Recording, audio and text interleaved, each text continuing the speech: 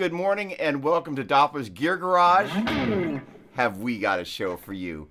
It is Saturday. It is the 19th when last I checked.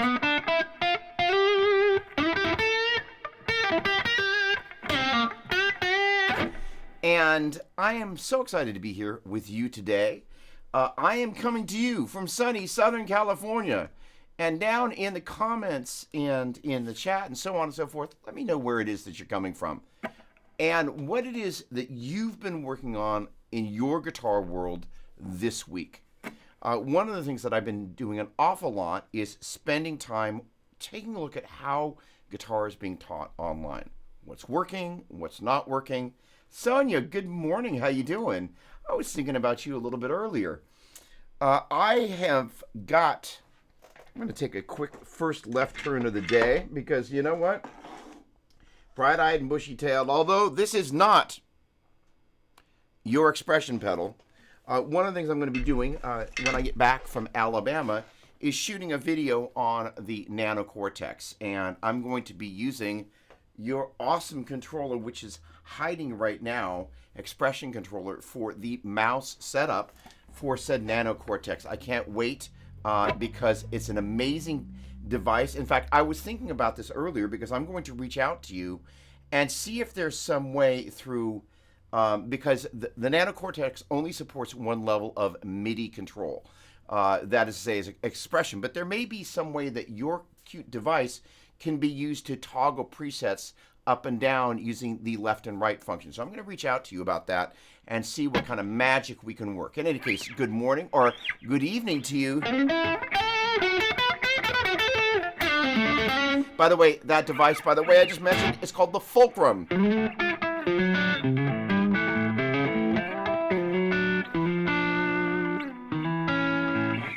Hello, Chris Alexander, my dear friend.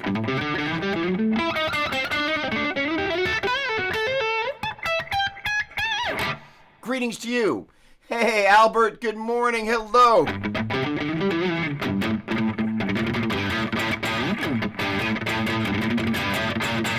Albert and I went and saw Al Di Meola a week ago today, and it was awesome. Albert, like myself, is a fellow boogie fanatic. Hey, I'm not seeing anybody commenting on what you've been working on in Guitar World this past week. Would love to know, would love to know. All right.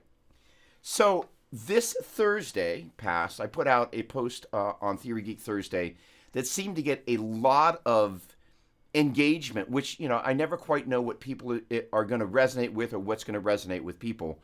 But very clearly this was a topic that was near and dear to people's hearts. And the concept was, when and where do we want to think about things in terms of scale degree numbers, intervals, and kind of the greater scheme of note names, because ultimately all this stuff, especially as it kind of relates to something as straightforward as the minor pentatonic, these are words describing sound, but for most of us there's a journey of how we get there. And this is one of the things that I've been really intrigued about, is kind of what is our that sounds great. I will be in Alabama. I leave at 2 in the morning. But I'll be back like Friday. So let's engage and find out, because, you know, the Fulcrum, which is hiding, is basically this round. It's like a mouse for expression, and it is the grooviest thing ever. And what's great is the Nano Cortex is kind of a great way to take a nice small footprint and have it on your desktop. So you've got great tone going in and out. It does not have a native expression pedal. And what I love about the Fulcrum is I just looked at it, I'm like, I just want to put it on my desktop. I realize it's intended to be put on the floor, but it is this round fulcrum because it moves around basically in a 360-degree motion. It's got 2 points of expression, X and Y, and I don't know, whatever the opposite of X and Y are, but basically front and back and side to side, and allows you to kind of do 2 modes of expression. Say you wanted to control both your delay on one axis and your reverb on another. Genius. But I have a feeling we can hotwire that such that one axis allows us to control just traditional expression, and with the second jack, or I forget whether it's a TRS in, but you can split that TRS into dual TS, and one of those through some fancy MIDI stuff I think we can use to control program changes up and down. You got to be careful about how you do that, or else you're going to do some program changes if you're not careful. So that has yet to be worked out. In any case, that is my hope and my dream. Gosh darn it. Are the Badlanders set exactly the same? Chris Alexander. They are. But the cool thing about those is that as much as they're set the same, they're never going to be two identical tubes. So there's this ever slight difference between the two. And if you think about a knob, it goes on a potentiometer, also known as a pot. And so let's just going to presume that all the pots were turned to 0 when the potentiometers were put on there. But if one wasn't turned all the way to 0, you're going to notice that one at 5 is going to sound different than the other at 5 because they're not really both at 5. The other thing is there's going to be variations between different potentiometers. There's this, kind of range of acceptable difference between parts. And especially if one part came from one manufacturer and another came from another, because these came at different times, so they are potentially part of different production runs. So those nuances, it's like having two guitars that are the same, but they're never the same. They're pretty darn close, though.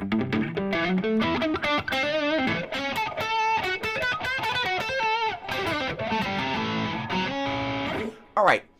So this process, and I'm going to jump right over here, first of all, we're going to get things right started with time to raise them up.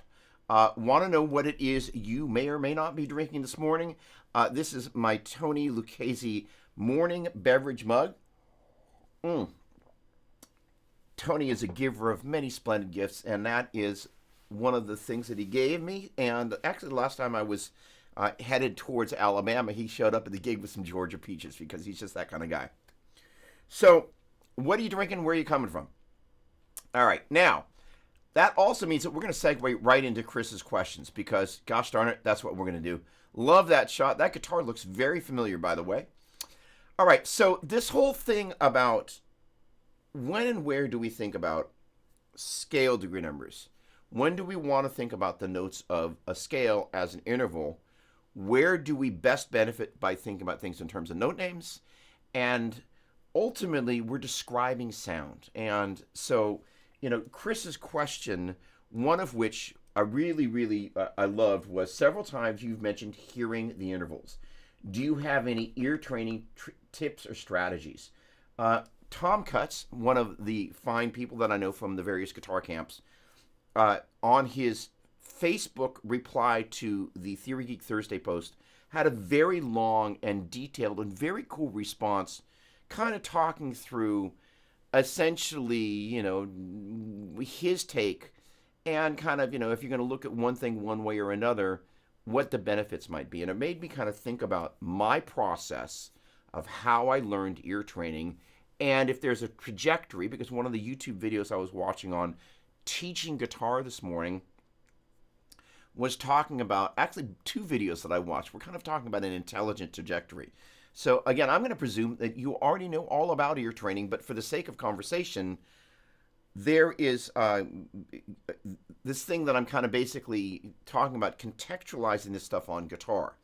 And also this whole concept of perspective. When I look at the guitar, for what it's worth, and hopefully it will benefit you, there are things that I see, and in the midst of the things that I see, there's a whole bunch of background information. When I was 9, I started singing this group called the San Francisco Boys Chorus. One of the very first things I learned to do was scale sing the major scale. One of the very first things I learned about the theory behind the major scale was there was 2 holes and a half, 3 holes and a half. And as we learned to scale sing, we also learned to identify by the ability to sing them where the whole steps and half steps were, and the ability to split the whole steps into half steps. That is a 1, 2, 3, and there, if that's my 3, this is my, as a scale degree number I describe as a flat 3, 1 flat 3, could also be expressed as a minor third. So the deal is, when we're thinking of the notes sequentially, I'm going to go to the key of C, because the key of C is friendly. We're going to start there for right now. If I play the C major scale, take my word for it, that's going to be C, hold the D, hold the E, half to F, hold the G, hold the A, hold the B, half to C. C, hold a D hold a E half to F hold a G hold a A hold a B half to C. All we're doing is giving language to describe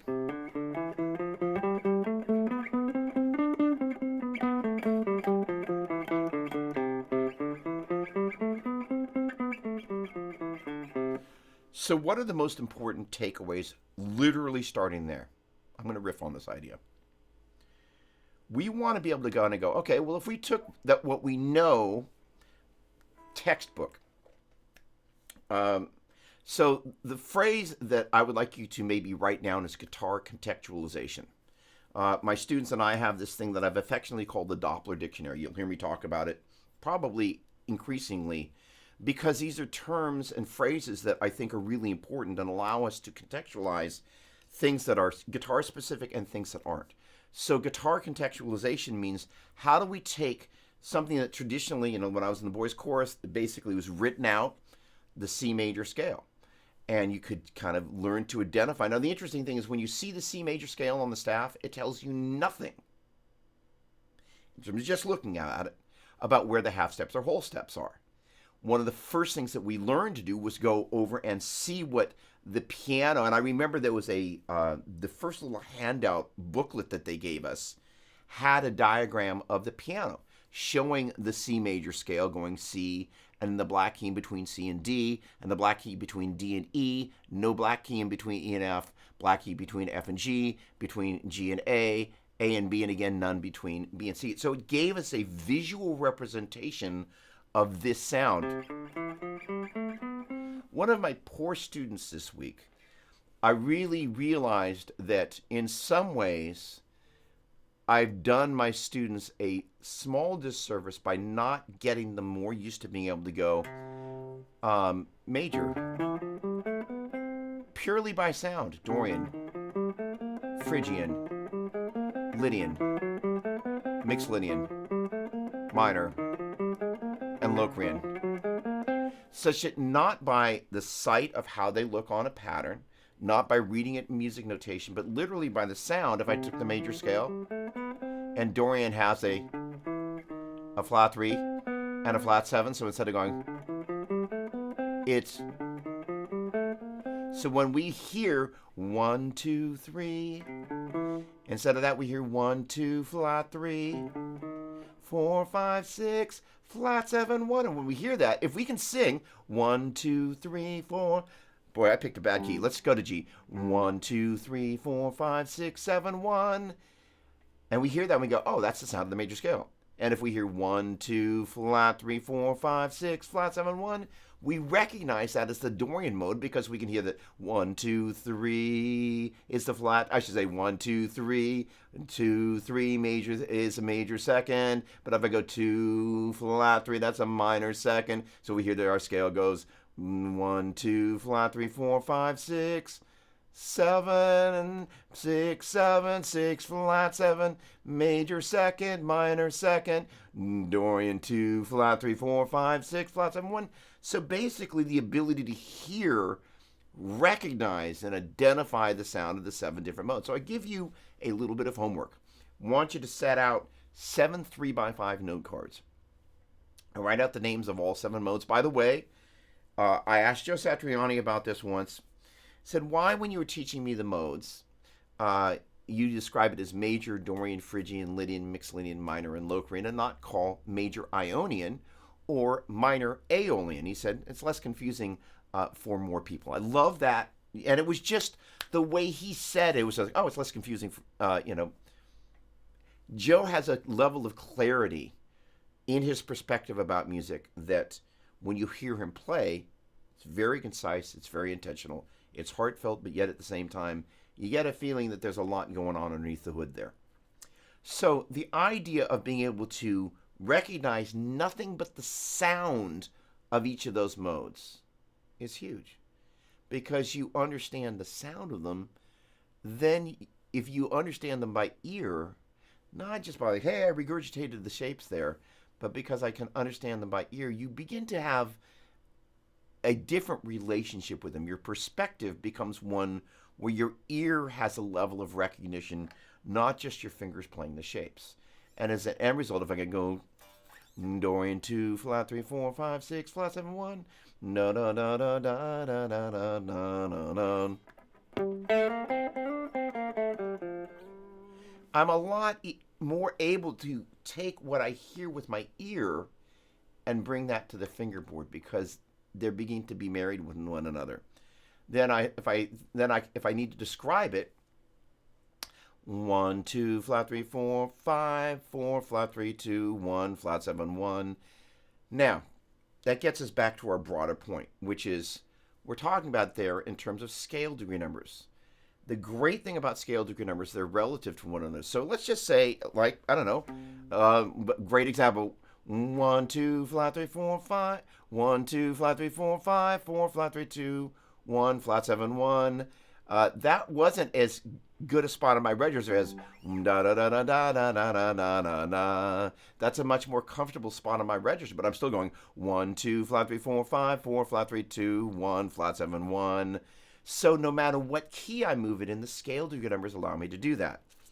Now, getting back to kind of the main teaching point, let me keep my eye on the comments here just to make sure that I'm not missing anything valuable. Oh, first of all, good morning. Pots have a tolerance of 20 or 10% at best. Thank you very much. That, by the way, was in response to Chris's question. In having the amps set the same, do they actually sound the same? And they don't.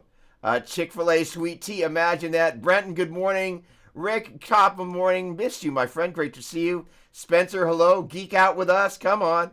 Wait, there we go. Mark, hello. Can't hang today. Off to play a benefit show. Have a great one, Maestro. Thank you so much. Okay. Ivan, what's going on? Welcome, my friend. I don't know if I've seen you before, so welcome aboard. Thank you for joining us. All right, so here's the thing. I'm going to hit the pause button on all of this and say, why does all of this stuff matter? Right? I mean, really, it's if we can't apply it to the guitar, why does it matter?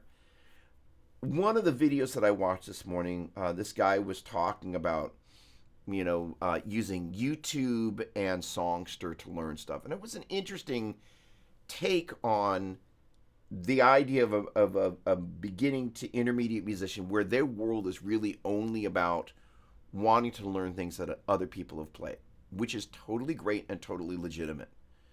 But if we were to kind of dial the clock back, I don't know, 40 years ago, if you'd walked into Guitar Center, besides, you would have heard people playing a certain staple of classic rock and early progressive rock things that were the staples of music, and having a way of understanding and contextualizing them, especially on the guitar, is important, which is why understanding the flow of the scales, understanding what they are, recognizing the sound of them means that we can contextualize them. And so one of the things that really gives people a hard time is like, okay, I want to know the modes, I want to understand them, but what are they and how do I apply them? Well, very simply, let's see if I can do it in the shortest period of time. If you took, in this case, the G major scale, as in G, E, A, B, C, D, E, F sharp, G, as in G, hold to A, hold to B, half to C, hold to D, hold to E, hold to F sharp, half to G, as in like we talked about before, 1, hold to 2, hold to 3, F to 4. Actually, we didn't. If we took the C major scale, C, D, E, F, G, A, B, C, actually I did, but I didn't do it with the numbers. 1, hold to 2, hold to 3, half to 4, hold to 5, hold to 6, hold to 7, half to 1. We take that over to G, 1, hold to 2, hold to 3, half to 4, hold to 5, hold to 6, hold to 7, half to 1. That, first of all, is one of the biggest advantages of why the scale degree numbers can serve you, because again, like you watch me as I move from quote-unquote vocal key, stretching the definition of vocals there, it allows us to transpose really easily. And the great thing about transposing on guitar, if let's say I've got my pink Strat that you can't see over there, but it's actually tuned a half step down, and I forget and I bring that to a jam and everybody else is playing an A,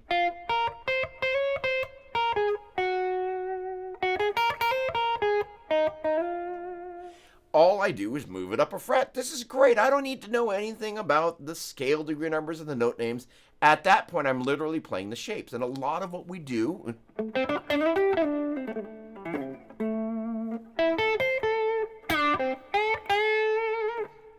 is shape driven. But at a certain point, we do want to kind of go, he's using notes that aren't in the pentatonic. I want to have a way of contextualizing them, even if it's just inside the pentatonic there, so I can kind of understand what's going on. So the concept of the modes, you take this G major scale, G, A, B, C, D, E, F sharp, G, and instead of playing it linearly, you go G, A, B, C, D, E, F sharp, G, and then you start it off at second degree, which is what you do to create the Dorian mode, and you get Dorian. As in A, B, C, D, E, F sharp, G, A, B, C, D, E, F sharp, G, A, B. That's B Phrygian, C Lydian, so on and so forth.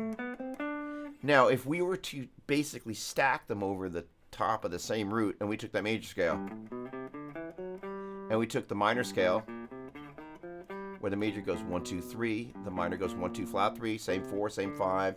It has a flat 6 and a flat 7. So minor is 1, 2, flat 3, 4, 5, flat 6, flat 7, 1. Well, if we could go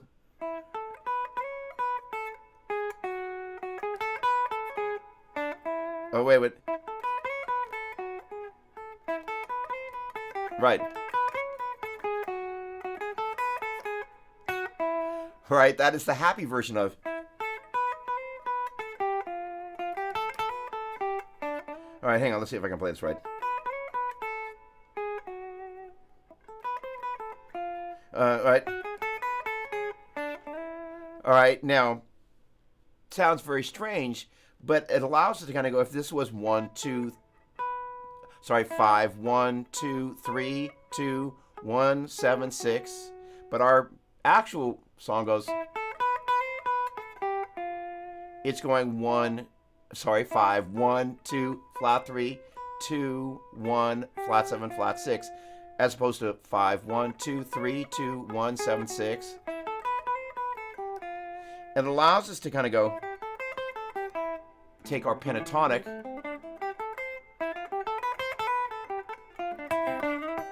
and begin to integrate the modes into that. So if we were kind of back up a little bit, talk about the logical steps, it's 1, to identify the sound of the major scale. 2, to be able to identify it as 1, 2, 3, 4, and then in turn be able to go C, D, E, F, or G, A, B, C, D, E, F sharp, G, such that we have some language to describe where we're going to start at that. Say if we want to play the A minor pentatonic, and we want to play the B flat minor pentatonic with that flat 5 added, so that's the B flat blues scale, we at least need to identify where those notes live on the 6th string, right? So kind of logical order. We don't necessarily have to know the notes inside the pentatonic to actually be able to play it, which is great. But at the point we begin to, we are confronted with like, all right, I can kind of finger those notes, but I don't understand what those are. And I remember, playing that, as a kid, kind of going, that's a really pretty melody, but I don't really know what's happening. Now I kind of have a much better sense of it. And so the language allows me to contextualize it such that if, for example,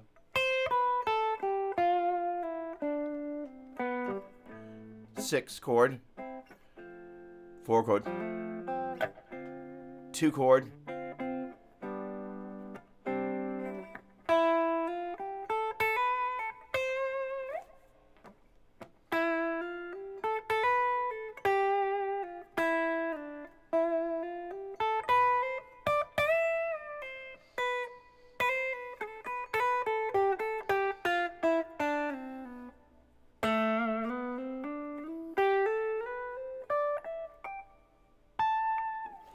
I can gently pilfer from Mr. Santana's note lending library and go, oh, now I was able to take that and make that my own. All right, let me just jump in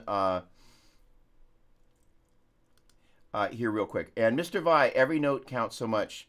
I literally think about that when I'm playing. Every note matters so much. I'm going to come back in just a moment. Good morning, Eric. Great to see you.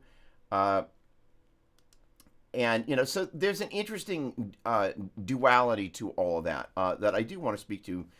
First of all, when you're playing something like,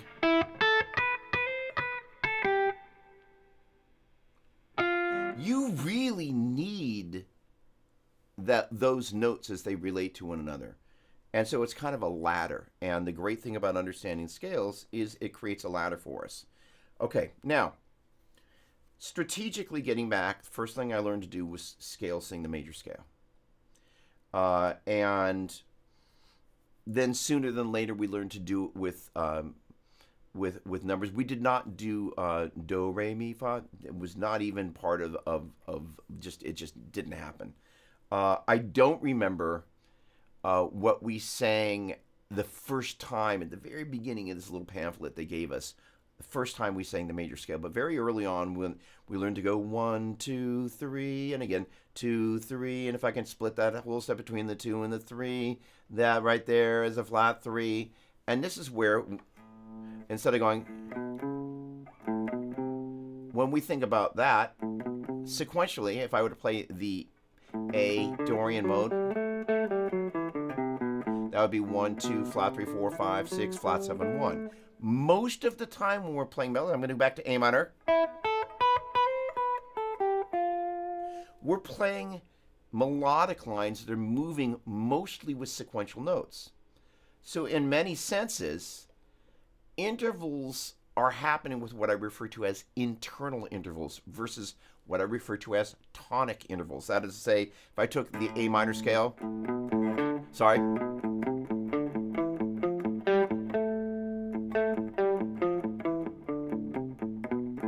most of the time we're again,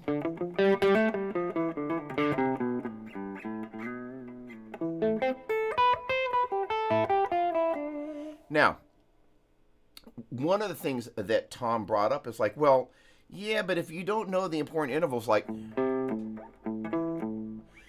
the notes of the triad, you're missing out. And there's a lot to be said about when and where we want to on-ramp to hear important intervals. But the bridge getting to those intervals, that was the way they just taught us to learn to be able to identify what that interval is. I have to be able to go 1, 2, flat 3, 4, 5, 1, 5, perfect fifth, 1, 2, flat 3, 1, flat 3, minor third. So you would scale sing until you kind of get to that spot. Because for most of us, we can't just hear an interval as we're learning intervals and just go, oh, it's that. We have to have a way of getting there. And that's where the linear nature of the scales becomes a benefit. And then being able to go 1, flat 3, minor third, 1, 5, perfect fifth. Now, this is one of the really interesting things that, hey, there we go. Come on, Jason. Great to see you, my friend. Hello, hello, hello. Always a pleasure, my man. So this is where one of the interesting things happens that I was teaching at one of the guitar camps. And in preparation for it, I was playing different modes against a tonic note. And I discovered something very interesting. Classical music, to my recollection, teaches us that a perfect fifth is a perfect fifth is a perfect fifth. I want you to listen to the 5 of the major scale. That's a very happy 5. And the 5 of the minor scale. And let's go to the 5 of the low, of the Phrygian mode. Back to the major scale. Yeah, it's a perfect fifth, but gosh darn it, it sure sounds a lot different in context. And this is one of the areas that we have to become really attuned to what's happening around us, because when we're playing over a minor chord, that perfect fifth there versus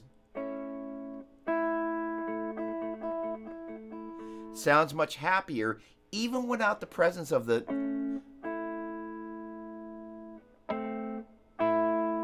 because it takes on the quality of the mode from which that chord was created. So that part wasn't taught to me, largely because classical music exists around the 1 and the 16 inch. Joe Satriani said, as I mentioned a minute ago, just refers to it major and minor because, and we didn't go deeper in this, but I'll give you the why. In classical music, we speak about relative major and relative minor, so those are the logical starting places. The mystery that I need to do a little bit more research on is why this interval here is called a minor second.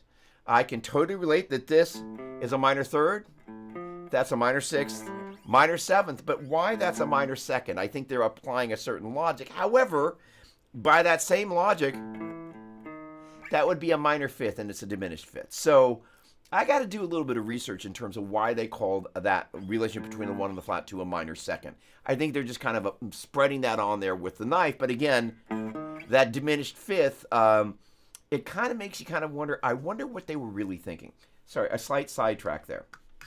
Okay, process. Number one, I would suggest being able to scale sing the major scale. 1, 2, 3, 4, 5, 6, 7, 1. Then in turn be able to scale sing any of the other modes.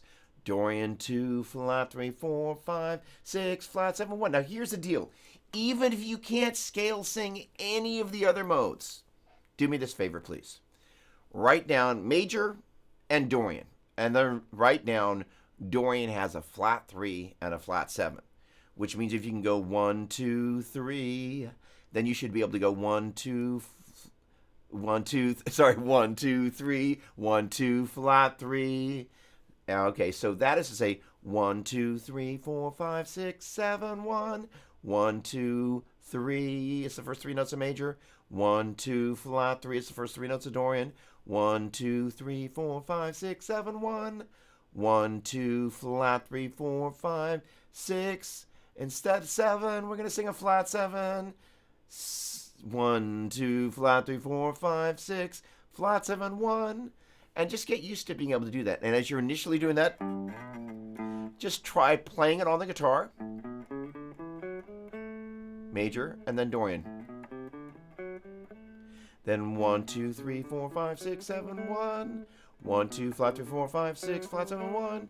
1, 2, 3, 4, 5, 6, 7, 1. 1, 2, flat 3, 4, 5, 6, flat 7, 1. And literally kind of being able to go, okay, 1, 2, 3, 1, 2, flat 3, 4, 5, 6, 7, flat 7. Oh, okay, I got it. And your ear, then you kind of just get used to taking the major scale and altering whatever you need to do to create each of the 7 modes. That's just a great starting place. Why did I not choose minor? Because the Dorian mode, unlike the minor scale, the Dorian mode's only got a flat 3 and a flat 7. So there's 2 things to alter as opposed to minor, which has a flat 3, 6, and 7. And that would be a great starting place for just being able to do that. I would suggest taking that same concept. C was not a great place for me to do it, but just for pissies and gigglies, take the C major scale and let's call out C, D, E, F, G, A, B, C. And again, we talked about being able to find the sound. I told you a minute ago, whole, whole, half, whole, whole, whole, half, which collectively the way it was taught to me was 2 wholes and a half, 3 wholes and a half. Feel free to write that down, 2 wholes and a half, 3 wholes and a half. And the idea is if you took all that business and you took the sound of it, just went, no, no. Yeah, there you go. The sound of the major scale. Let's call it C, D, E, F, G, A, B, C. And if you took the 3rd note and flatted it, and the 7th note and flatted it, instead of going major, and I'm going to, instead of saying C, I'm going to call it the mode name, major, D, E, F, G, A, B, C. And instead of saying C, I'm going to call it, again, the mode name Dorian 2. And so instead of going major, D, E, F, G, A, B, C, Dorian D, E flat, F, G, A, B flat, C. So we get comfortable with taking the scale degree number bit, major 2, 3, 4, 5, 6, 7, 1, Dorian 2, flat 3, 4, 5, 6, flat 7, 1. We can do the same thing with the note names. Major D, E, F, G, A, B, C, Dorian D, E flat, F, G, A, B flat, C. And it just gets us comfortable with beginning to think about these notes and why this matters so much. That is a minor 3rd, and that's a perfect 5th. Those are the notes of what I refer to as the tonic triad. And those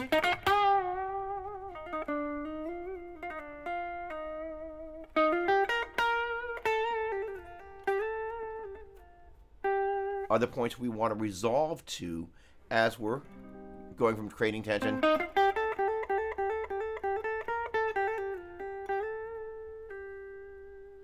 so on and so forth. The other thing that's great about that, as soon as you can kind of go, well, that's C, E flat, and G. I don't know. Now we can begin to export that information, not based on a shape that we learned to play, but kind of go, all right, well, let me find a C, E flat, and G. Now, if we knew that from the 1 to the 3 of the major scale is a major third, and it's a half step to the 4, we know where that 4 is. So if we're going C, E flat, and G, and we know it's the 1 flat, 3, and 5, let me go back a step.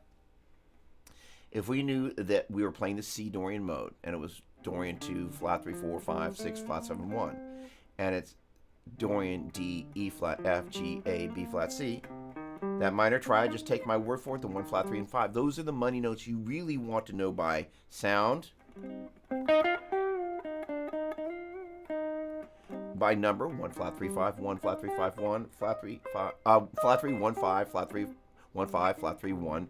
And you want to know them as by C, E flat, G, C, E flat, G, C, E flat, C, G, E, C, G, E flat, C, because then we can begin to take that information and move it elsewhere. And again, if we knew the half steps in the major scale between 3 and 4, well, it's going to be a whole step from the flat 3 to the 4. And if we know that the 1 flat, 3, and 5 are C, E flat, and G, we moved up here, here's C, E flat, and G, so it means from this note, that E flat, the next note in the scale, by note name, E flat and F, or 1 flat, 3, 4, 5. Either way, we can negotiate that, but the concept was going, hey, if the 1 flat, 3, and 5, the money notes of this Dorian mode are C, E flat, and G, let me find a C, E flat, and G. Elsewhere,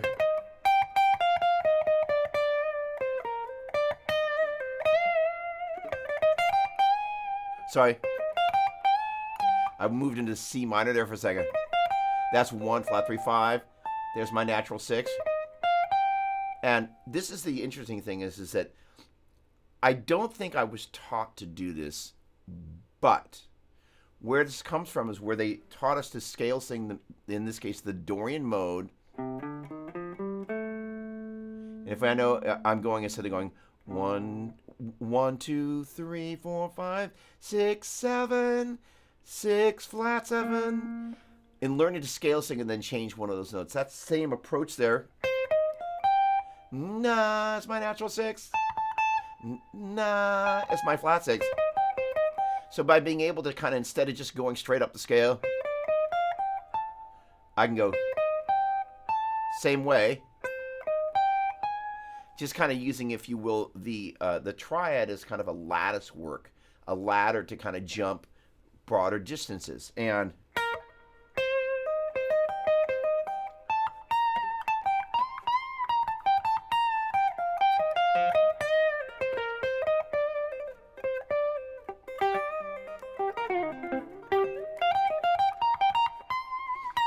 natural 6, and there I can tell by that note, and this is where having that sense of like being able to go, that's 1, 2, flat 3, 4, 5, 6, flat 7, 1.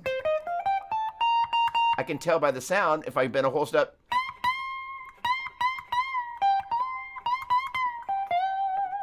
I can tell that's my flat 7,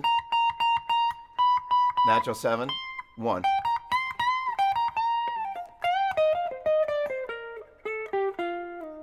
Now this is another part of this, is if I can identify and just play that by sound. Sorry, that great mistake.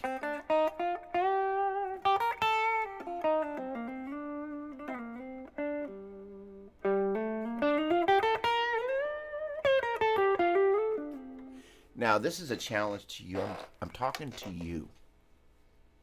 Because I know, I will bet 99.9%, like me, you have a tendency to play the same patterns in the same places on the guitar neck. Because we all do it. It's what we do. We learn patterns, we learn scales, we learn the notes, we learn the scale degree numbers. We learn what flows well and what doesn't. But a completely different approach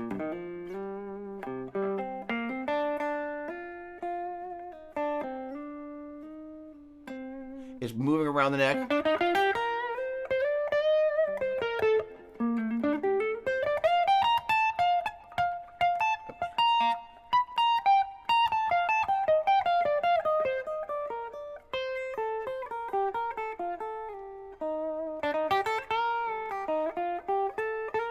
No, I could have gone. All right, there's if that's my root, I know that's my C because I know it's my C. I know it's it. Now this is where knowledge of the intervals becomes really valuable. I'm going to move down to C here. That's 2, minor third, 3, minor third, 4, major third, 2 minor third, 3 minor third, 4 major third, 5 major third, 6 minor third, 7 minor third, 1 major third, 2 minor third.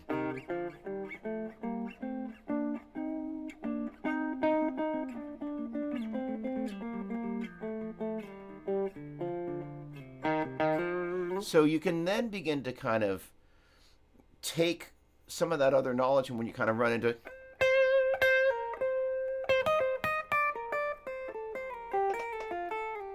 and plug that in the midst of.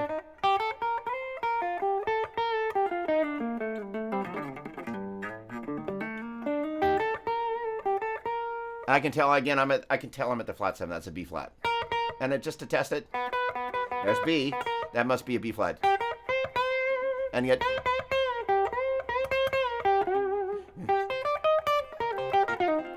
thank you, Carlos Santana. Now, let's talk about a really good interval to identify. Because I kind of missed it a little bit earlier as I was going. The instinct when we play a first note of a really great melody is go, that must be the one. I just kind of errantly without thinking about it. Oh, 1. It's like, no. 5, 1, 2, flat 3, 2, 1, flat 7, flat 6. That little interval.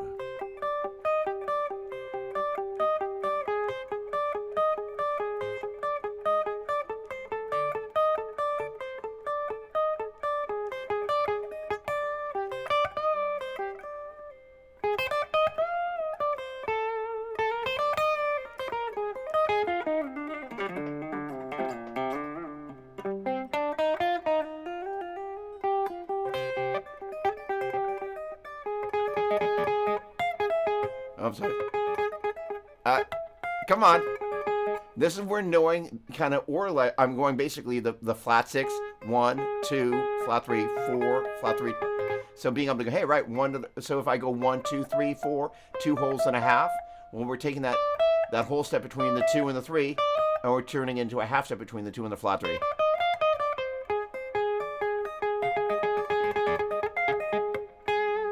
And then what I also did, because I'm not quite as nimble with my pinky as I am with my third finger, so I was like, hey, let me hedge my bet. So I moved that little half step right there with the third finger. This is where just kind of going, let me just freeform, and what happens is you'll play stuff that's much closer to what your ear would do because your ear is what's leading you instead of your eyes. All right, before I go any further, I'm going to take a moment and jump in. And Spencer, I love you dearly because, you're one of the most engaged. And first of all, anybody that's here, please ask your questions. And I'm not saying this in response to Spencer. I'm saying there's no question that's too dumb. What I'm actually actively looking for, because I am, in case you hadn't noticed, I've gone slightly manic about creating, as I mentioned before, what I'm pretty sure I'm going to do is something like YouTube. It's another channel that's going to really be focused on lessons. I'm not going to give the name out yet. Specifically targeting largely the intermediate player, but these are concepts that they may be for intermediate players, but they're concepts that everybody just flipping needs to know. All right, so that's it. Don't be afraid to kind of go, oh, I want you to ask. It's a great thing. Stephen, I love you dearly. I have been absolutely slammed to the gills. We fly out at 2. We fly at 5 in the morning. The vocal band, we're recording 4 videos in Alabama, 2 on Tuesday, 2 on Wednesday, which means that I'm actually recording parts. We're getting close to actually pushing stuff out the door, and the instrumental album kind of has to have the same thing happen. So I saw your text come in the midst of the craziness. Thank you for your patience, your endurance, and the love. It is much appreciated. All right. Thank you. Sidebar. By the way, note to anybody, if I don't get back right away, it's not that I'm just ignoring you. Sometimes there are things that are boiling over that have to have my urgent attention. sometimes at the expense of other things that I would love to do first, not getting done in the order that I want to. Thank you for understanding, Stephen. All right, let me. And by the way, I've missed you too. So, right back at you. Great to see you. All right, Spencer. To corroborate your report, when I took ear training in college, we had to sing all the intervals. Okay, so let's back up one step. So in addition to being able to 1, 2, 3, 4, 5, 6, 7, 1, we then went 1, 2, 1, 3, 1, 4, 1, 5, 1, 6, 1, 7, 1, 1. But the way we learned to get to that 1, 7, we either went 1, 1 and backwards to the 7, or the way we learned to get to the 1, 6, 1, 2, 3, 4, 5, 6, is we scale sung our way up to 1, 2, 3, 4, 5, 6, and we went 1, 6. At major 6, so on and so forth. So you learn to use the scale as that tool that then you begin to pull your intervals out. It's an invaluable lattice work, if you will, to kind of be able to climb up and down. Just invaluable. All right. They also tried some intervals with Jingles NBC. So the danger of some of those is as follows. And you watched me make this mistake. There's smart mistakes and dumb mistakes. I don't know if I'm going to quantify my mistake at the beginning as a totally dumb mistake because it's a very typical one to make. When I heard, I know that's the 5-1, but as I was looking at the camera and thinking, I said 1 and started thinking, oh, that's 1-4 because that's a perfect fourth. But it's not the 1 and the 4 of that key. It's the 5 and the 1 of this key. And this is one of the challenges. Let me go to C. Sorry. Right.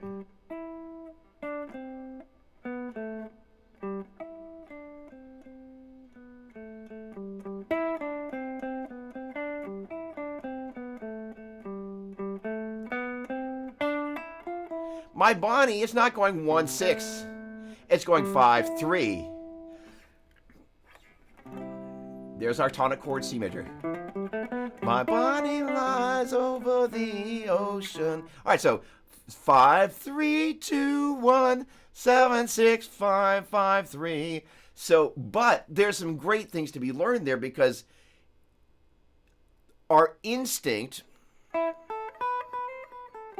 when we hear a memorable melody, is to go, the first note must be a 1. Same thing with Happy Birthday. So the challenge with, and why My Bonnie, while it's by the way, just in case you weren't in on the kind of the unspoken bubble, 99% of us, when they teach us a major 6, they go, oh, My Bonnie, or at least that's what they used to use. The challenge is nobody explained that to me. That's actually not between the 1 and the 6, so it's what I would call an internal interval. Yes, it's a major 6, but it's not the major 6 from going from the 1 to the 6. It actually could mess you up because the implication, if you don't go, it's a major 6 going from the 5 to the 3s. You can go, that must be, every time I hear it contextually the same, it's used in the same way as My Bonnie. It must be the 1 and the 6, and it's not. Rant. Ugh. But the thing is why this stuff bothers me so much is that it confuses people. And, I've spent 40 years teaching guitar.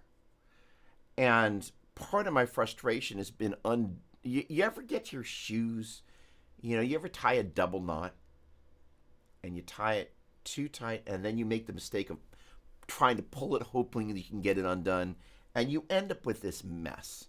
And I've watched people for decades walk into my teaching studio, virtual teaching studio. They've tied themselves up into knots because things were not presented in a way, hey, by the way, chances are that F chord you're going to learn within your first couple of weeks, just try putting your first finger on its side. Nobody told them that. They've been like, I can't play the F chord, I'm a failure. F must be for failure. It's like, no, just put it on side. Same thing with the bar chord. And, just like, hey, just put your finger on its side. Thank you. And if you don't want that open low E string ring going like, I don't know what's the matter. Now, there are some people that enjoy that sound. However, am not one of them. Nobody told you, hey, by the way, when you're forming that bar chord, not only do you want to have your finger on its side, but by the way, use the tip of that finger to touch up against the lower adjacent, in this case, the 6th ring. So you don't get. And while you're at it, with the right hand, you're going to try and target and isolate, especially as you wait for it. You start muting between chords, target and isolate that 5th string. And gosh darn it, if you want to take something as simple as A, B, C, D, E, F, G, that's a great way to learn to target and isolate your respective bass notes and mute the unwanted strings in between chords. Because I assure you, if you go from E to F without muting in between, something that all of us do, you know, in the early embryonic stages of our guitar playing journey, nobody told me. You know, it really would have said, hey, by the way, when you're going from the E chord to the F chord, just mute the strings in between. It's like, okay. I don't know, what was that, 2 seconds? When you're going from E to F, mute the strings in between. Oh, okay. Just like, seriously, people, this is not flipping rocket science. And just, it pisses me off because, you know, I'm watching these videos on YouTube and I'm kind of like, oh, my word. No wonder people are... one of the videos I watched this morning, that's just in case you're wondering, and somebody will do this to me, hopefully, someday, as I'm watching the successful channels, and I'm going and literally watching from their first video. One of the other things crazy, watching the algorithm, like the 3rd video goes manically viral, and of course then somebody else on another channel makes the exact same video. I found two today. They literally have the same thumbnail, where I'm just like, oh, wow, just the most blatant thievery ever. I am making a list of things that I want to do inspired by the things that I've seen, including giving credit when I see somebody do something really clever. All right. Some of the irons in the fire are getting hot. Steve, Chris, I love you dearly. Spencer, technically NBC outlines C major chord.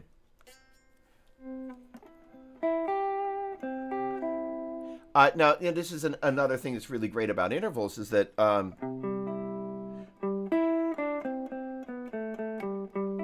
it also allows us to hear one of my favorite things about chords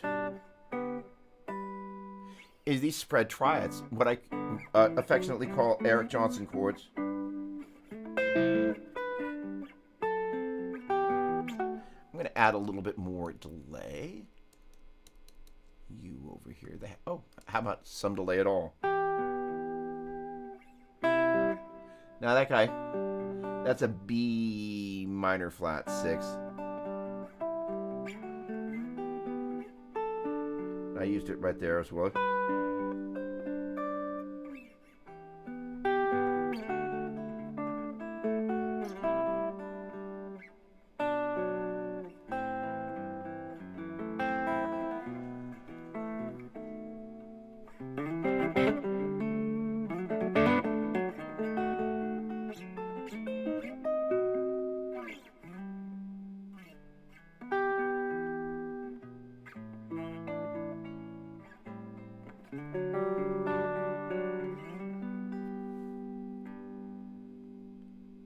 Tune, but the point being is chords are absolutely beautiful. Okay, sorry for my typo typing with the guitar on the left. Good, that's great. I love it. All right.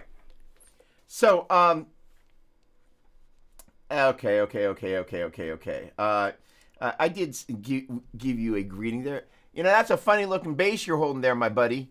Steve is a dear friend who plays guitar and bass. I think he had 12 gigs in like 14 days. He's a gigging. Oh. I say this affectionately. That boy's a gigging fool. All right. Gosh darn it. Chris Alexander. All right. Do I know of any visual or printable resources that support the Theory Geek Thursday lesson? As of right now, I don't. That is to say, this kind of whole thing. So let's very briefly go back and talk about this for a quick second. Because it's going to put a bow on a little bit of this. So the idea was just looking at that A minor pentatonic scale. And again, there's nothing wrong with just playing shapes, moving them up and down. We want to play in B flat? Great. Move your first finger to B flat. All we need to do. However, at a certain point, we do want to go, again, kind of how do we fill in those things? First thing is just kind of get the shape. And more importantly, as you're playing the shape,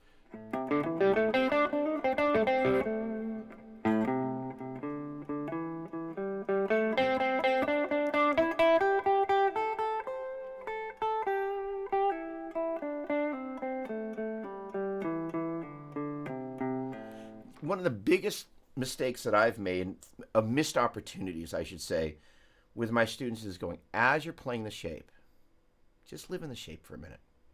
Let the sound of the shape kind of pour into your musical groove.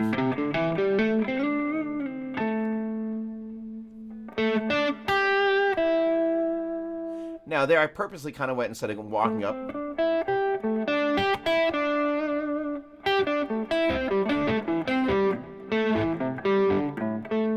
Now, I don't normally. There, all I'm doing is I'm basically skipping. I'm the in-between notes. I'm leapfrogging.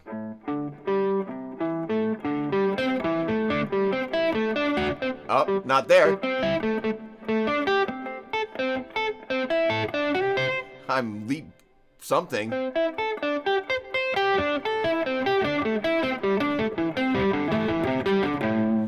And now, at that point, I can go, okay, well, I'm doing this thing where I'm skipping the middle note here as I'm going from there, and I'm skipping the middle note as I'm going from there.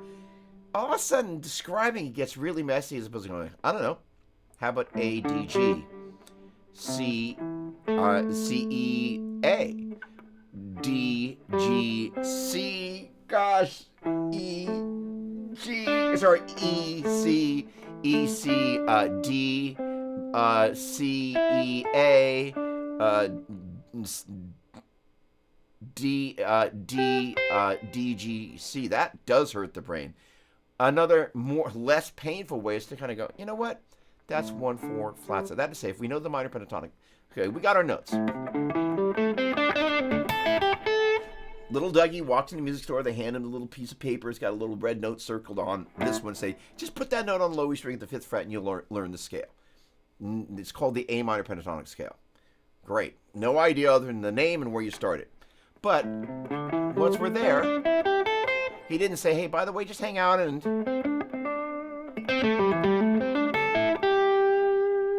hang on, let notes seem like ones that sound more important.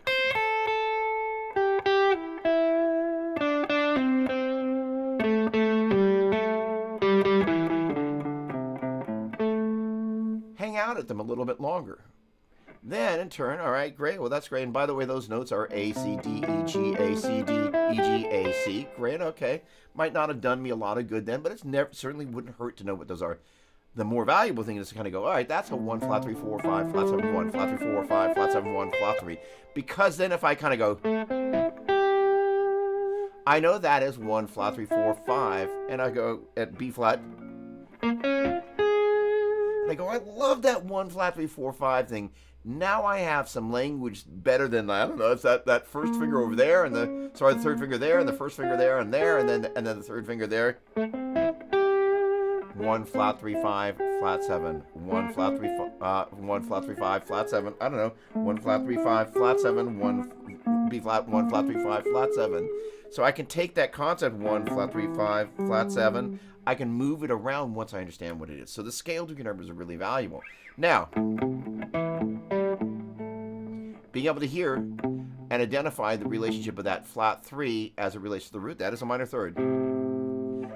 1, flat 3, 5, 1, flat 3, 1, well, oh, right, I went 1, flat 3, 5, flat 7. And then being able to hear. Minor third, perfect 5th, minor 7th, octave. But when we're playing that lick, we're really kind of playing it sonically. Your ear is hearing it all like, sorry, it's hearing that. It's not the same as, oh, come on. Where we're kind of doing this strange little leapfrog thing, but it's 1, flat 3, 5, flat 7, 1. As it turns out, that's a minor 7 arpeggio. And the point being is being able to just kind of create a context in your brain to describe it as more than just a shape. Being able to do that with the scale degree numbers is just an incredibly efficient way to kind of be able to go, got it. All right, let me stop there. Oh,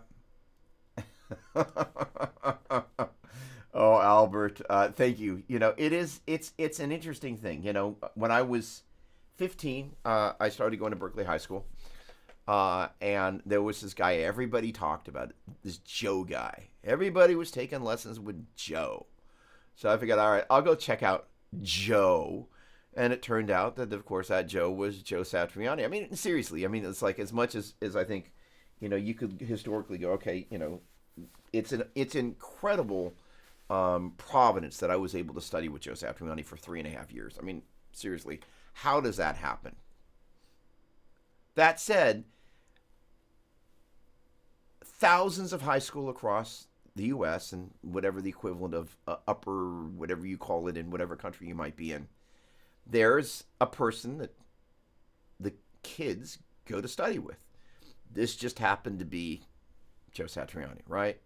So the point being, though, is that context of the things that he kind of drilled into me was really important. So, I was really lucky that at a very formative age, my approach to learning the modes, and I remember saying this to Joe Satriani once, I'm like, I don't really feel the minor scale that well. And he kind of gave me one of those looks that only Joe Satriani could give you when he was sitting in the lesson chair and you're about that far away. And you're kind of like, oh. Because obviously it was kind of like, if I were to put the subtext to it, it's like, all right, listen, Padman.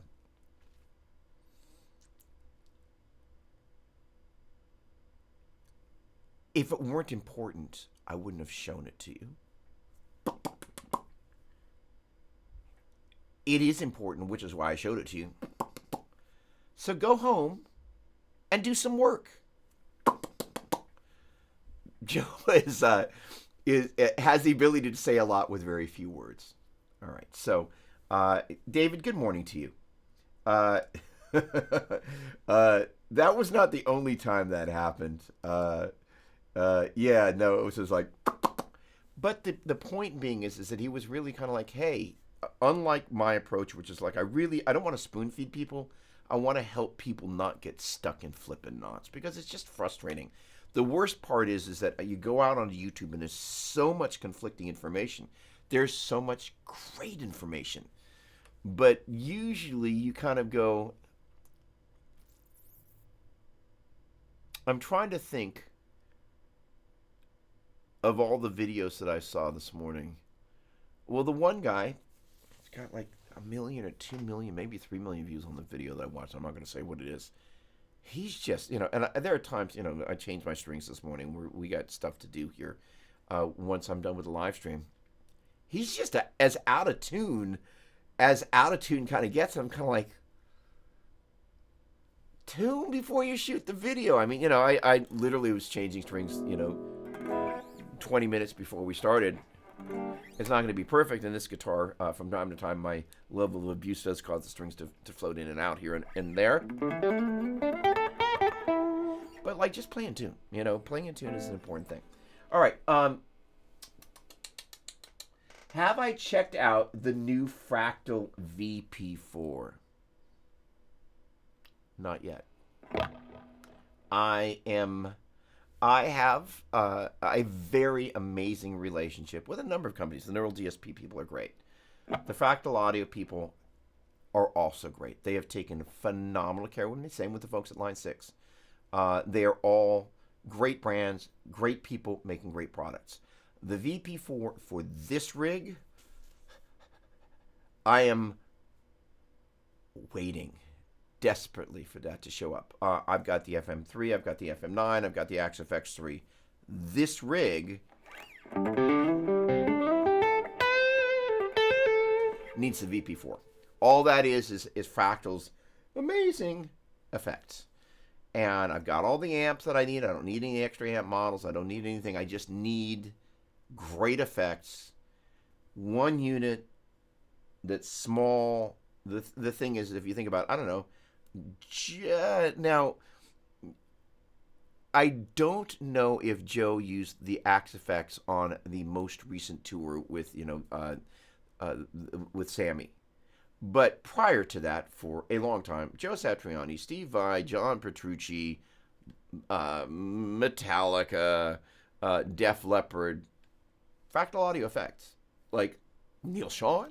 Sorry, Neil, didn't mean to leave you off of that list. The world's most iconic guitar players that have the biggest legacy across bazillions of people. Fractal. I can't wait to get my hands on that box. There is a lot of great noise about the Jakey Lee Friedman preamp pedal. In case you didn't hear, somebody took some shots at Jakey in Las Vegas. He's supposed to be fine, but holy cow, it's supposed to be great. And I'm the funny thing is there is an amp that is here.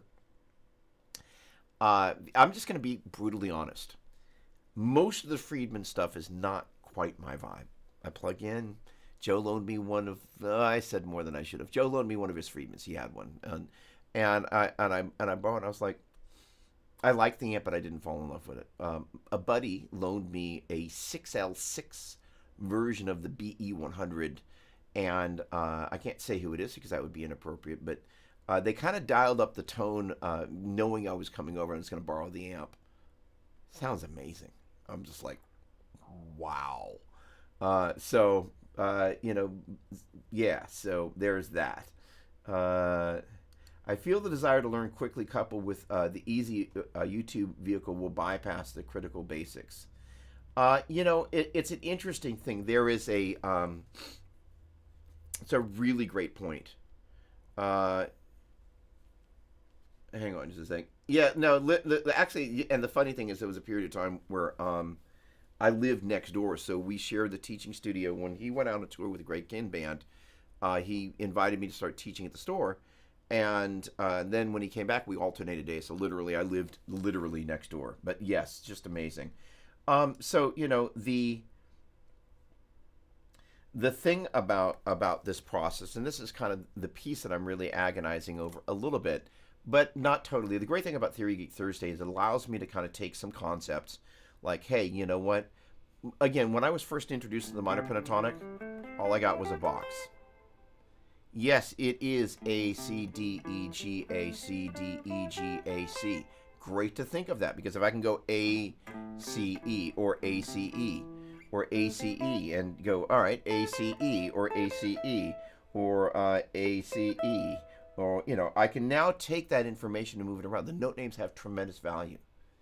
But if I'm just kind of going, hey, that's 1 flat 3 5, all right, I can just kind of go, well, okay, if I learn to go, and I can go, I can take a lick that I played, that's 1 flat 3, 1 4 slided 5. And allows me to kind of do one of the things that I think really is a help for people, is that as they're first learning the pentatonic, they don't really know what's out there beyond that. And if you kind of go, hey, by the way, these notes are A, C, D, E, G, A. This is one of the reasons why, as I'm going to go to present this information, because I'm making a list of lessons that I'm going to be teaching, one of which is absolutely, on this other YouTube channel, is going to be a minor pentatonic. Everything, you need to know about the minor pentatonic. Here's the shape. The shape is driven, in this case, by the note names A, C, D, E, G, A. But really, compared to the major scale, it's a 1 flat 3 4 5 flat 7 1. If you can think of it as that, it makes it easy to know why when you move that shape around, it keeps that same relationship. Here, we just arbitrarily started at A, which is where most of us learn the minor pentatonic and where most of us continue to play it. But it's literally just taking the notes A, C, D, E, G, A. That's what's drawing the shape. Drawing the shape. And if we can think of that as 1 flat 3 4 5 flat 7 1, that's allowing that shape to be moved to a key where now all of a sudden it's G, B flat, C, D, F, G. Now just say, hey, let's go back to A for a second. Since it's got A, C, D, E, G, A, pattern number 1 starts off of A. Pattern number 2 I guess starts off the second note, as in C. Pattern number 3 starts off D. Pattern number 4 starts off of E. Pattern number 5 starts off of G. And most people, if I had been taught that when I was first taught the pentatonic, would have been, oh, holy cow, I can play up and down the entire neck, holy cow. And guitar contextualization, it would allow me to kind of go, flippin' A, the note names matter. Then I would have said, and by the way, the note names are a help, but rather than starting off with the note names, now that you know that that's what's drawing, just learn to play the shapes. Get comfortable with the shapes. Yeah, it's a good idea to know where the roots are inside of each of these shapes, but just don't overthink it. Actually, just hang out.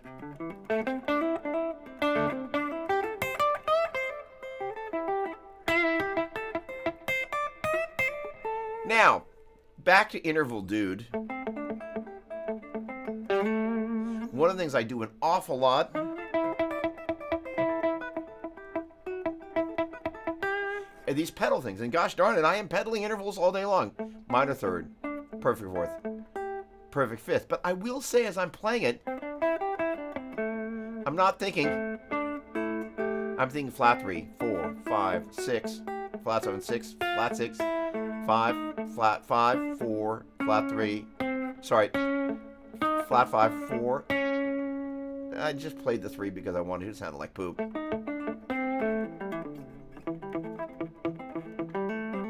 There I'm going from the 5 to the flat 7. I'm not thinking that because that's not really what's happening. I'm kind of basically going up the scale while pedaling between another note. So, as we're thinking about this, and this is one of the things that's so important, you're going to hear me use this word a lot, is perspective. How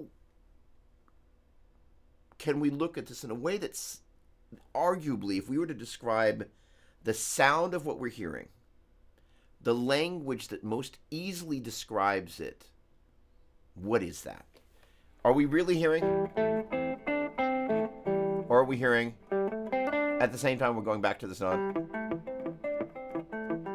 Because I hear a lot of, well, so if I think about that as a minor third, perfect fourth, that's a perfect fifth. No, that's a minor sixth. That's a minor seventh. Point being, I guess I should learn that that's a minor sixth right there from the 5 to the flat 3. I guess I knew that. That's what we could call a dumb mistake, by the way. That is to say, one of the things that I have my students do, that's a really great thing. All right, grab your guitar. Griffin Gaines, hello, my friend. Thank you very much, very, very, very much. Awesome. Thank you. Oh, a little prod there. I love that. So let's very quickly, because I've got a lot of stuff that I need to be doing. Let's talk about some smart ways that you can kind of put, with all the talk that we've talked about intervals, how you can do it and not make the dumb mistake I just made.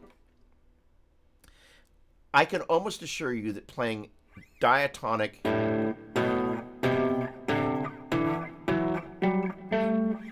seconds is not going to be something you're going to be doing. But thirds and fourths. Sorry. Oh. And I tell you, no, I want you to be able to play these as dyads. You're not going to use fourths very often as parallel fourths, but it's still a good idea to play them as dyads.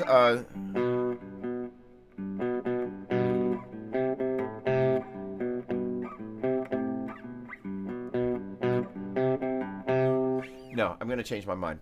I would suggest playing them up and down as an interval.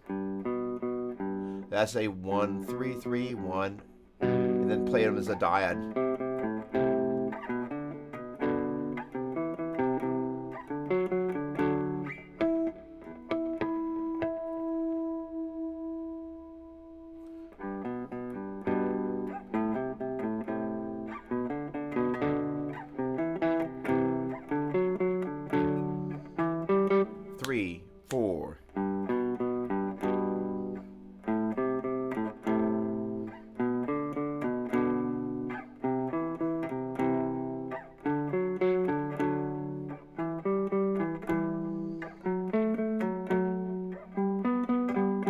repeat that and come back down then with force.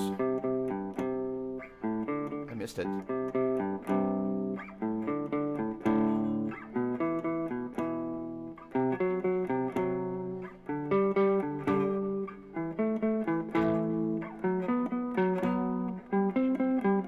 Then fifths. You'd come back down, but you get the idea is.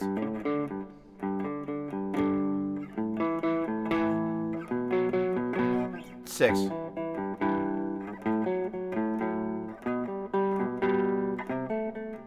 All right, so and then sevenths.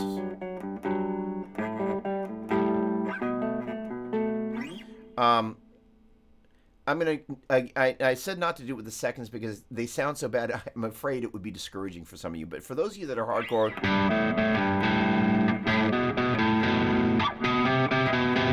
knock yourself out of the seconds in there as well. All right, so here's the deal. So if you can hear the combination of this and this, then you're hearing the sound of this chord. If you can hear this.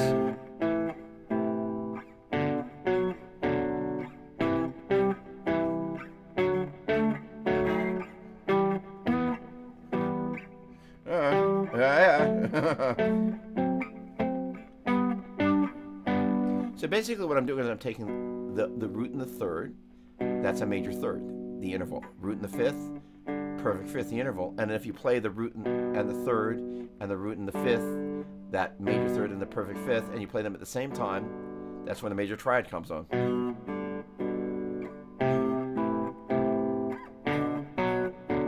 It's going to give you the ability to hear inside chords in a unique way. One of the Theory Geek Thursdays, we talked about that a little bit, but that allows you to do that.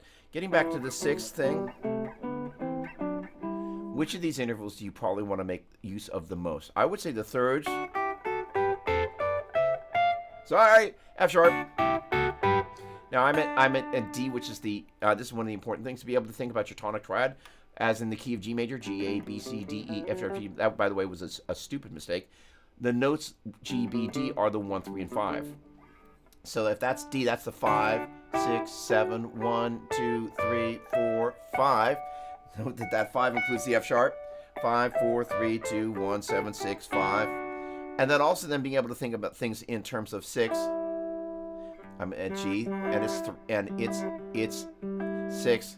So that's 1, 2, 3, 4, 5, 6, 7, 1. At the 1, we have a major 6. The 2 is a major 6. The 3 is a minor 6. Sorry. The 1 is a major 6. The 2 is a major 6. The 3 is a minor 6. The 4 is a major 6. The 5 is a major 6. The 6 is a minor 6. The 7 is a minor 6. And the 1 again is a major 6. That is to say major, major, minor, major, major, minor, minor, major, major, minor, minor, major, major, minor, major, major.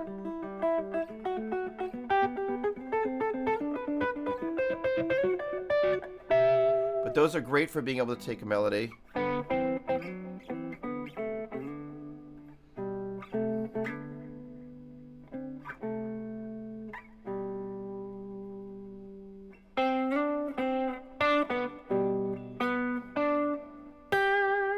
and again, when you begin to start thinking about these scale degree numbers and begin to recognize the sound of these triads. Now, even though there's my major third, perfect fifth, and my octave, we're not really thinking about it like that, but I can hear the sound of that.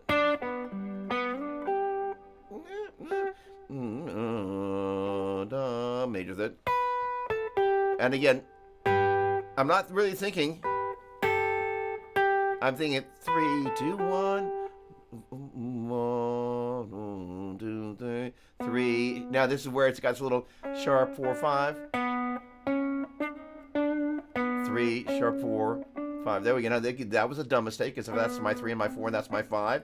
So that's my 3, my sharp 4, and my 5. The 5 didn't move. That is say that's 3, 4, 5 is in 3 half to 4 hold 5, and this is 3 hold a sharp 4 half to 5.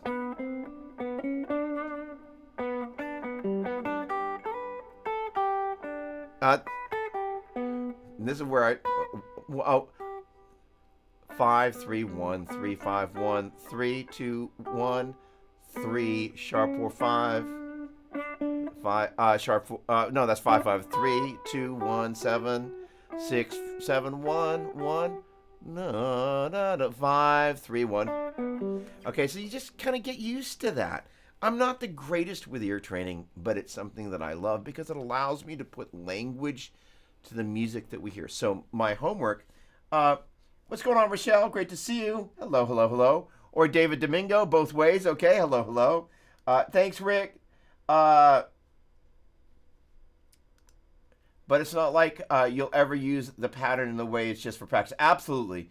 But the thing is that why the seconds matter is that if we think about the 9,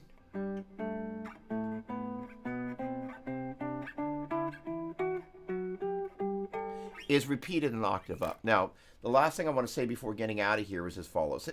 Mark, great to see you. Hello, hello, hello. Hello, hello, hello.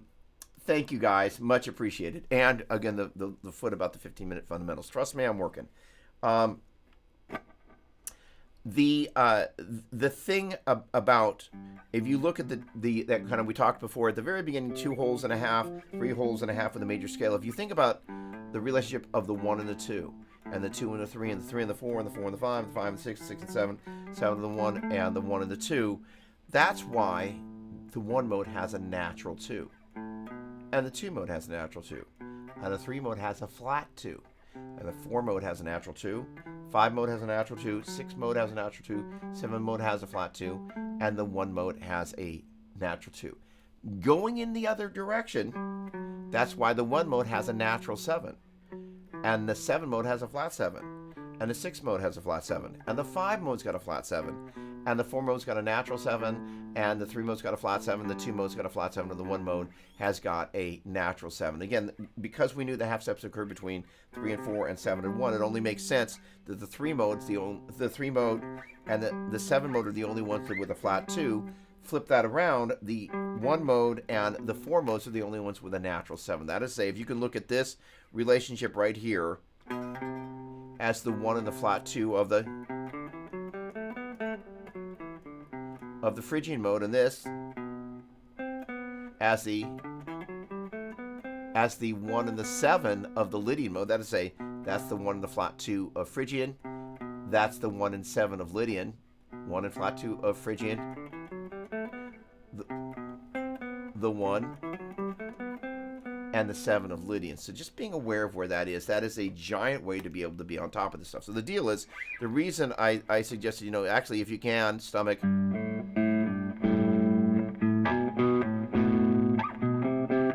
there's that half step.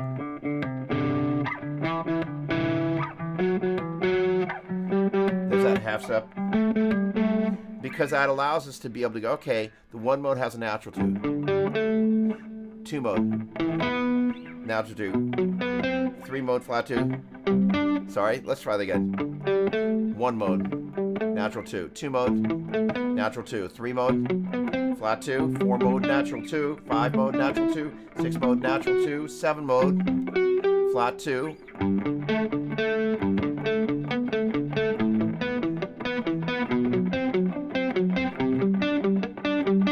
Oh, seriously?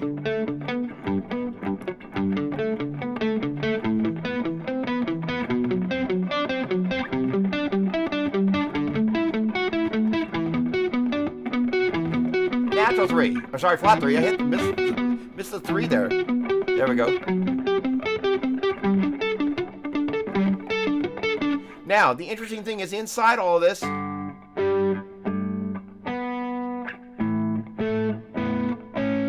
sorry, hold on. That was embarrassing. We've got the 1, 5. I actually played the octave. I should have just gone. There's my perfect 5th. There's my major 9th. And my major 3rd. I call it a major 3rd because we call this a perfect 5th. I don't call this a major 10th. Nothing wrong with that. So inside there,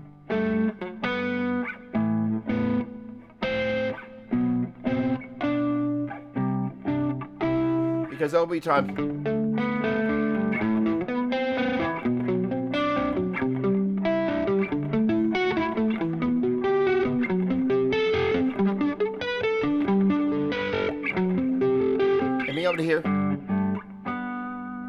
And and recognize those intervals, because there I'm not thinking of that as, I don't hear that as 1 5 9 3. I hear it as, I hear that,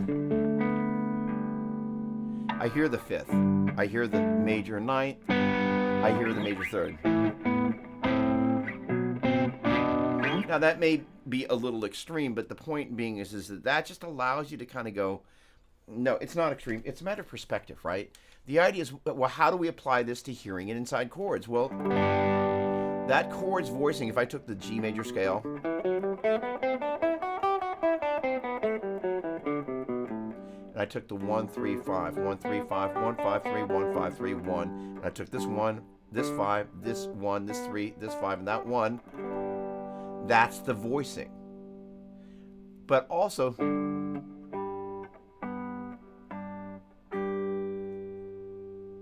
it's not just that it's going 1 2 3 4 5 6 7 1 2 3 4 5 6 7 1. It is, but really, if you were to hear how the chord really sounds, we're not hearing that perfect fifth, that perfect fourth, that major third, that minor third, and that perfect fourth. We're really hearing the harmonic weight of how those individual notes, when played at the same time, sit against the bass note. So the idea is, sorry, oh, that was a stupid mistake. So there, instead of playing, but you hear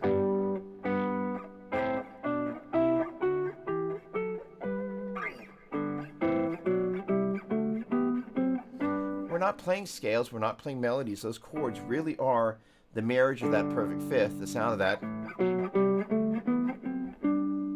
and that diminished fifth there, and major third, minor third, minor third, major third, major third, minor third, minor third, major third.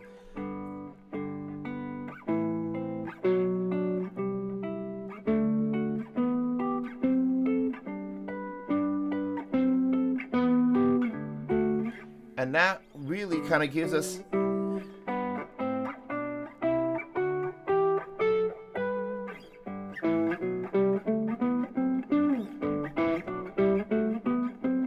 a perspective about really how I believe our ear hears this. We're not hearing this interval and that interval as much as we're hearing how this guy and this guy, when they sit next to each other, because of the weight the root of the chord has, right? If we were just playing, that's a little bit different because we don't have the root to weigh that against. But as soon as we put in the context of this chord, those, what I refer to as tonic intervals, the root of the chord,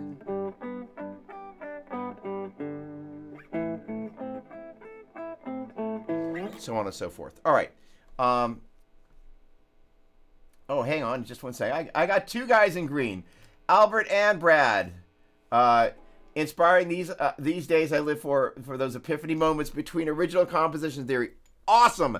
The win, virtual high five. Thank you for that. It's about you and what you take away. I love that. Brad, good morning. I am glad to see you reviewing intervals. I find them helpful and use them when playing. Yes, and amen. Griffin, hey Chris, thank you very much. I hope Georgia's treating you well, if at least not badly. There we go. All right, good. You guys are chatting away. Griffin, always a pleasure. Thank you so much. They are absolutely gorgeous. Soy Monster. All right. Morning Guitar Rockstar. What's going on? Something like that.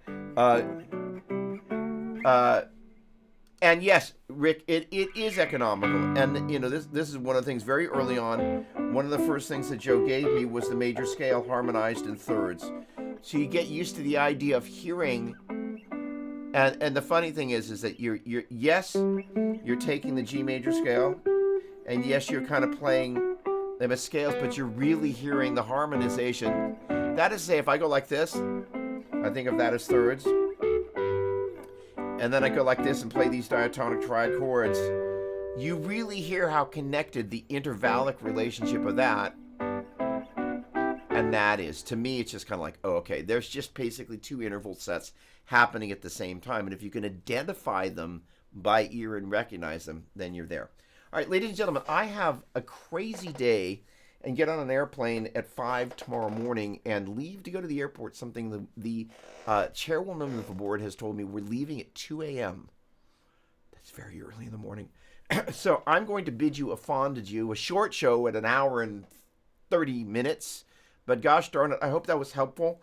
Thank you for everybody tuning in. I hope you left with something. Increasingly, this is Doppler's Gear Garage, and we will be, thank you very much, Eric, much appreciated. We will be covering gear and do cover gear.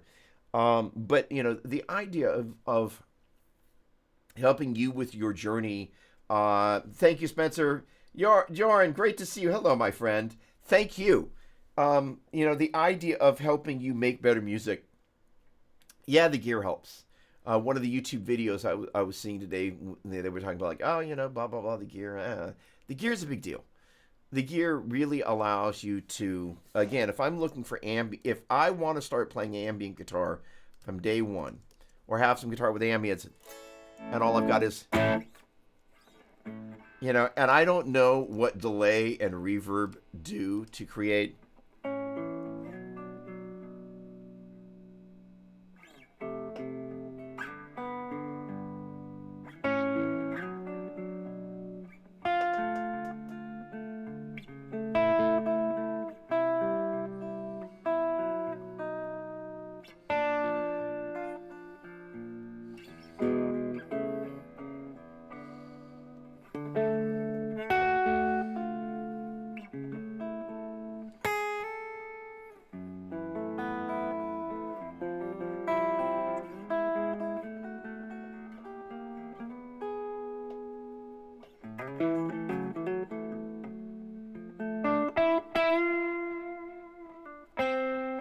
Turn the reverb off, play that same phrase. Holy cow! It's like, whoa! If you don't know that's delay and reverb, it's like, holy cow! Like, that's much of it. All right. Hey, what's going on, Kevin? Great to see you, my friend. Welcome, welcome, welcome. Rick, love you too, my friend, my brother. Hello, hello. Goodbye, goodbye. Dean, thanks so much. Really appreciate it. Love that shot, by the way. All right. Ladies and gentlemen, make it a great one. I will see you next Saturday.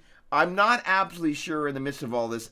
Steve, thank you very much. You are an inspiration and a friend to me, like everybody here, but I really, I appreciate our hang time a lot.